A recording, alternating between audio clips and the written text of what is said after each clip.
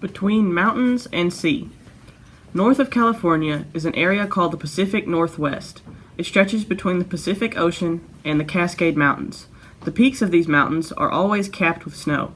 Their slopes come down almost to the sea. Little bays dot the rocky coast. This is a land of mist and rain. Few days are really hot or really cold. Most days, however, are wet. Trees grow tall, and forests are lush with moss. From almost everywhere here, you can hear the sound of rushing water. The earliest people. People started moving to this land at least 8,000 years ago. Some came by sea from the north. Some came by land from the south. Some came over the mountains. They settled along the coast and formed many tribes. These people were the Hatti, Chinook, Tlingit, Makah, and many others. Ozette is a Makah village near present-day Seattle. About 400 years ago, a mudslide buried parts of this village. The mud preserved the houses. Now they have been dug up again. From these houses, we can see how the people of the Pacific Northwest lived before they met Europeans. Ozette may have looked something like this 400 years ago. Land of plenty. Native Americans of the Northwest coast didn't farm. They didn't have to. The forests were full of nuts, berries, and game. The rivers were full of salmon and other fish. One of these was the candlefish. It was so rich in oil, people would dry it and light it like a candle. These Pacific Northwest Indians are using nets to catch white fish in the Columbia River. People got food from the ocean as well. They caught big fish such as halibut. They hunted walruses and seals. They chased whales in huge dugout canoes carved from single logs. They killed these sea mammals with harpoons. This Nootka hunter is wearing a sealskin coat and holding a harpoon. Homes of wood. Since trees were plentiful, people built their houses out of wood. They cut trees into poles and planks with stone axes. They used wooden pegs to hold their houses together. One house might be as big as 80 feet long and 50 feet wide. The door on a northwest coast house, like this one, always faced the ocean or beach.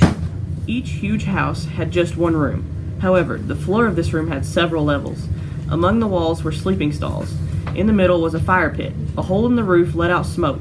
All the people in a house belonged to the same clan. This means that they shared ancestors. Notice the sleeping stalls along the side walls. Each stall was for a different family. Rainy day clothing.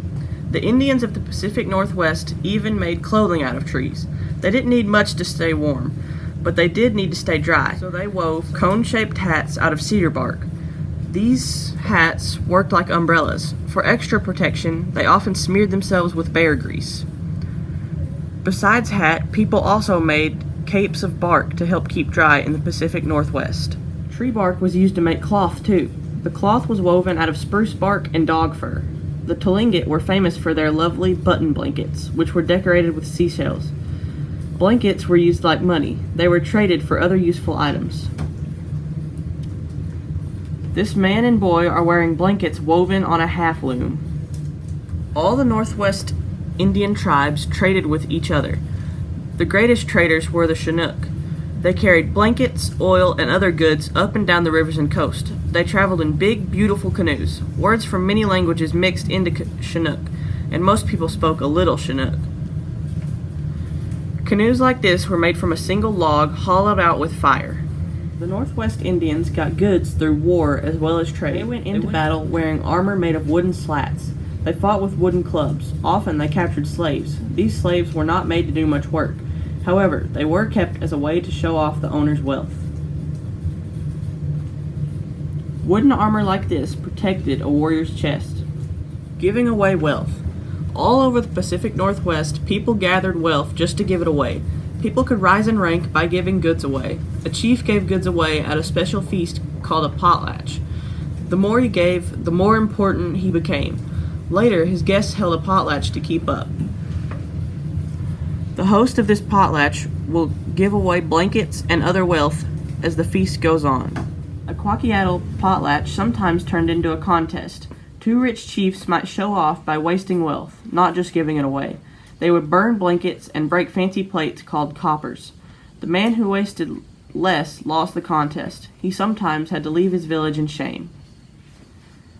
The woman in the fancy robe is holding a copper, a valuable plate. Totems and totem poles. Indians of the northwest coast felt a great connection to animals. Every clan had its own totem or animal spirit. People painted pictures of their totems everywhere, even on their faces. Two strangers who had the same totem felt that they were related. This sense of connection to animals is still alive. Totems like this one were like the family crests that European knights wore on their shields. Many houses had totem poles outside. You can still see these sculptures in the Pacific Northwest. A totem pole is like a billboard. It shows what clan lives in a house. It shows scenes from clan history, too. A totem pole was a clan's way of boasting about its greatness. Totem poles were made only in the Pacific Northwest. Animal tales. Animals showed up in many stories, too. There was the raven, for example, a clever trickster. Sometimes the raven was too clever for its own good. Yet the raven was also respected, and remains respected today. It is seen as the spirit who created the world. These ravens are painted on a wooden room divider. Native Americans of the Pacific Northwest told tales about a thunderbird, which was something like a dragon. The thunderbird was said to live high in the mountains. It snatched killer whales out of the ocean and ate them. Storytellers still say the thunderbird creates storms. A Quakietl artist made this thunderbird out of wood and abalone shells. From person to animal. According to Indian religions of the Pacific Northwest, people and animals are alike inside. Quakietl beliefs say that long ago, animals could turn into people and people could turn into animals. Stories are told about these changes. In one story, a man kidnaps a princess. Then he becomes a bear and she becomes his wife.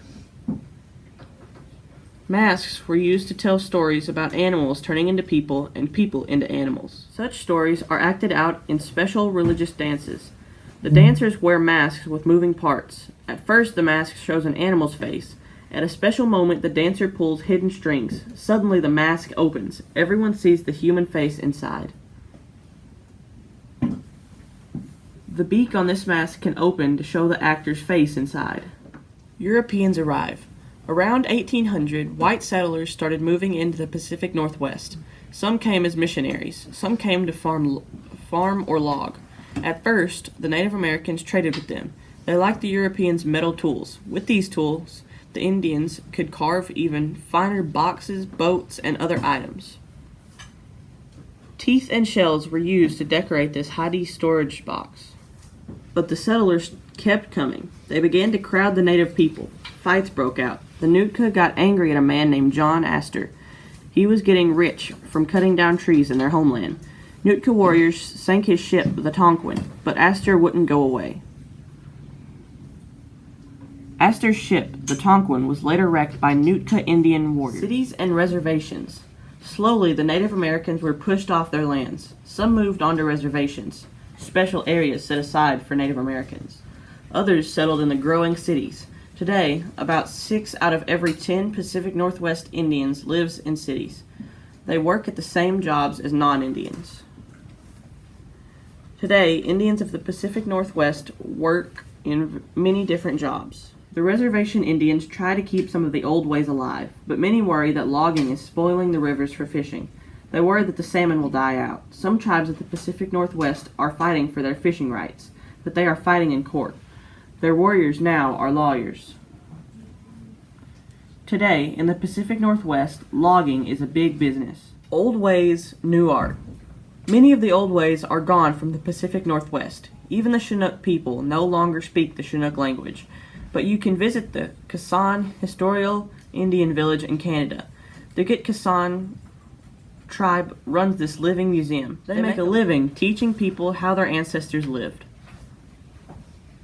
Kisan Heritage Village is a favorite stop for tourists in British Columbia, Canada. The Native American people of the Pacific Northwest are very much alive, however. They are still telling the old stories. They are making up new ones, too. Young artists from the tribe, such as the Quakietl, are creating new art.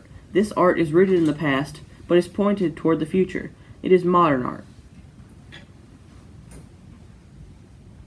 This mask is made by David Neal, a famous modern-day Native American artist. Famous Northwest Coast Indians. Charles Edenshaw, Hadi, 1839 through 1920. Edenshaw was chief of the Hadi Eagle clan. He was also a great artist. He started carving at the age of 14. He made boxes, rattles, masks, totem poles, sculptures, and much more. Museums around the world now own and show his work. Chief Seattle, Duwamish, 1786 through 1866. Chief Seattle worked for peace between his people and white settlers. The city of Seattle, Washington, was named after him. In 1855, he helped set up the first reservation for Washington tribes. He gave a great, sad speech at the time. His speech described the end of the Indian way of life. David Neal, Quakiatl, 1960 to still living. Neal is a photographer and sculptor. His photographs show Native American life all across North America today. His work is seen in magazines, books, posters, and art shows across the country. His father, grandmother, great-uncle, and great-great-grandfather were artists too.